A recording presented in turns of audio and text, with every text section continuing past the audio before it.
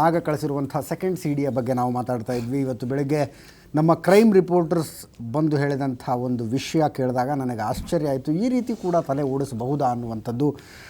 ಆತ ಸರೆಂಡರ್ ಆಗೋದಕ್ಕಿಂತ ಮುಂಚೆ ಸಂಪೂರ್ಣವಾಗಿ ತನ್ನ ಮೆಡಿಕಲ್ ಚೆಕಪ್ ಮಾಡಿಸ್ಕೊಂಡಿದ್ದಾನೆ.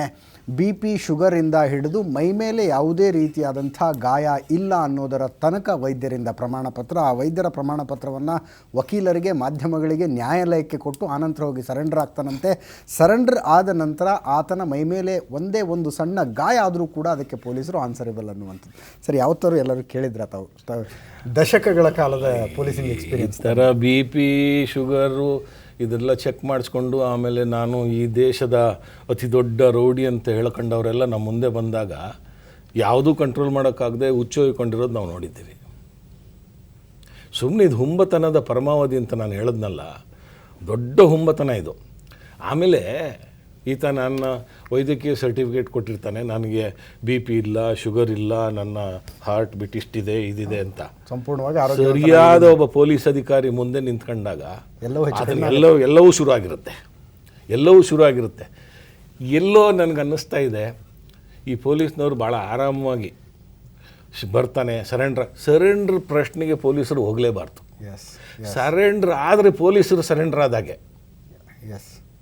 ನಾವು ವ್ಯವಸ್ಥೆಗೆ ನಾವು ಉತ್ತರ ಕೊಡಬೇಕಾದ್ರೆ ಹಿಡಿದು ತೋರಿಸ್ಬೇಕು. ನಾವು ಅವನ್ನ ಸರೆಂಡರ್ ಮಾಡ್ಕೊಳ್ಳಿಕ್ಕೂ ಪ್ರಯತ್ನ ಮಾಡಬಾರ್ದು. ಅಲ್ಲ, ಹಿಡಿಯೋ ಪ್ರಯತ್ನನೂ ಮಾಡ್ತಾ ಇದ್ದಾರೆ. ಈಗ ಅದು ಏನಾಗಿದೆ ಅಂದರೆ, ಹಿಡಿದಾಗ ಹೆಚ್ಚು ಕಡಿಮೆ ಆಗ್ಬೋದು ಅಂತ.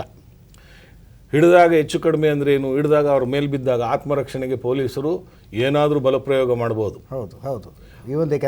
ಅದನ್ನು ಆತ್ಮರಕ್ಷಣೆ ವಿಚಾರ ಅದು ನಿಮಗೂ ಇದೆ, ಅವ್ರಿಗೂ ಇದೆ, ನನಗೂ ಇದೆ, ಪೊಲೀಸರಿಗೂ ಇದೆ.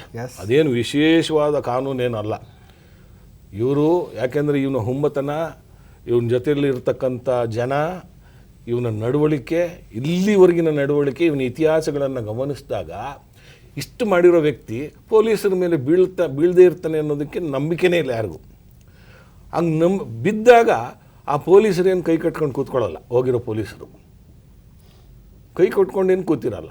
ಅವರು ಕಾನೂನಿನ ಪರಿಧಿಯಲ್ಲಿ ಮತ್ತು ಕಾನೂನಿನ ಅರಿವಿರುವಂಥ ಪೊಲೀಸ್ ಅಧಿಕಾರಿ ಹೋದರೆ ಖಂಡಿತ ಬಲಪ್ರಯೋಗ ಮಾಡಿ ಆತನ್ನು ದಸ್ತಗಿರಿ ಮಾಡ್ತಾರೆ.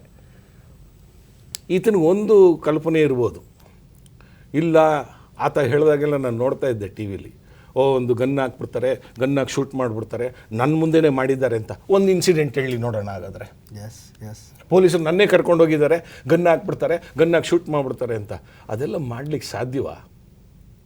ಅದೆಲ್ಲ ಅವರ ಕಲ್ಪನೆ. ಆತ ಹೇಳ್ತಾನಲ್ಲ, ಯಾವುದೋ ತಮಿಳ್ ಚಿತ್ರ ನೋಡ್ಕೊಂಡು ಅವ್ನು ಹೇಳಿರ್ಬೋದು ಅಷ್ಟೇ. ಆ ಕಾಲ್ಪನಿಕ ಕಥೆಗಳನ್ನ ಹುಟ್ಟಿಸ್ಕೊಂಡಿರ್ಬೋದು.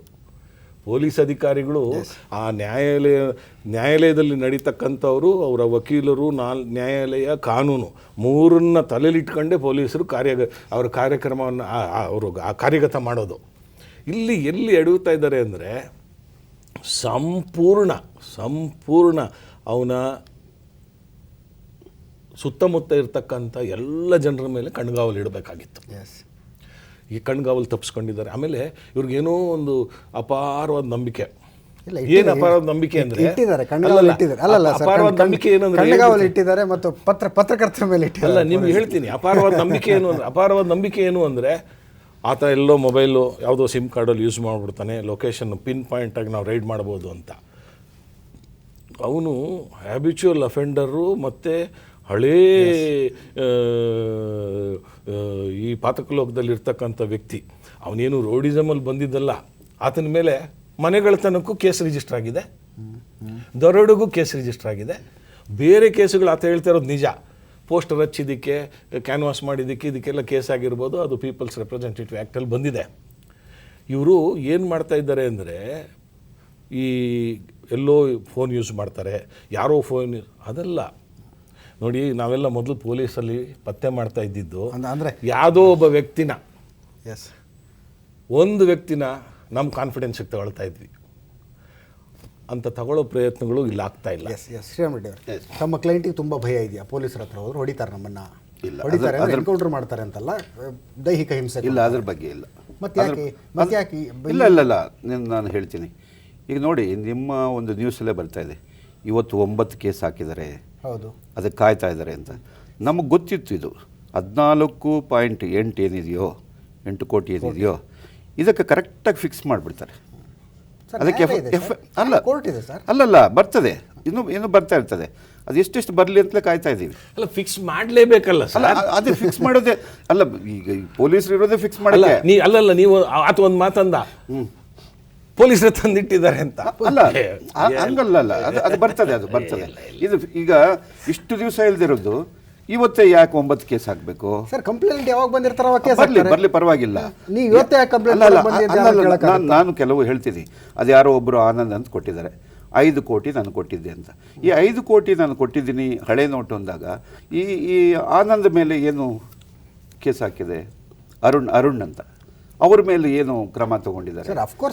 ಆಮೇಲೆ ಇನ್ನೊಬ್ರು 78 ಲಕ್ಷ ಕೊಟ್ಟಿದ್ದೀನಿ ಅಂತಾರೆ, ಅವ್ರ ಮೇಲೆ ಏನು ಕ್ರಮ ತಗೊಂಡಿದ್ದಾರೆ? ಅದ್ರ ಬಗ್ಗೆ ನಾವು ಆಲೋಚನೆ ಇದು ಮಾಡ್ತಾ ಇಲ್ಲ. ಏನು ಕ್ರಮ ತಗೊಂಡಿದ್ದೀವಿ ನಾವಂತೂ ಕೇಳ್ತಾ ಇಲ್ಲ. ಈಗ ನಮ್ಮದು ಏನಿದೆಯೋ ನಾನು ಅಡ್ವೈಸ್ ಮಾಡಿದ್ದೀನಿ, ನಮ್ಮ ಪೋರ್ಷನ್ ಏನಿದೆಯೋ ಈ 14.8ಕ್ಕೆ, ಯಾಕಂದರೆ ಇದು ಸ್ಪೆಸಿಫೈಡ್ ನೋಟ್ಸ್ ಆ್ಯಕ್ಟ್ ಬಂದಾಗ ಅದಕ್ಕೆ ಪೆನಾಲ್ಟಿ ಇದೆಲ್ಲ ಇರ್ತದೆ. ಇದಕ್ಕೆ ಯಾವ ಥರ ಡಿಫೆನ್ಸ್ ತೊಗೋಬೇಕು ಅನ್ನೋದು ಮುಖ್ಯ. ಆತನಿಗೆ ಇದ್ರ ಬಗ್ಗೆ ಅಷ್ಟು ಆಲೋಚನೆ ಇಲ್ಲ. ತನ್ನ ಕ್ರೈಮ್ ಒಂದು ಬಗ್ಗೆ ಅಷ್ಟೇ ಅದರಲ್ಲೇ ಇದ್ದಾನೆ. ಇನ್ನೂ ಅದರಲ್ಲೇ ಹೆಂಗೆ ಮೊದಲಿಂದ ಹೆಂಗೆ ಒಂದು ಪ್ರಾಸಿಕ್ಯೂಷನು, ಒಂದು ವಿಟ್ನೆಸ್ಸು, ಒಂದು ಯಾವ ಥರ ಇದು ಮಾಡಬೇಕು, ಇದು ಮಾಡಿದಾಗ ಅದನ್ನು ಇದು ಮಾಡಲ್ಲ ಕೇಸ್ ಹೊರಟೋಗ್ತದೆ, ಇದೇ ಇದರಲ್ಲಿದ್ದಾರೆ.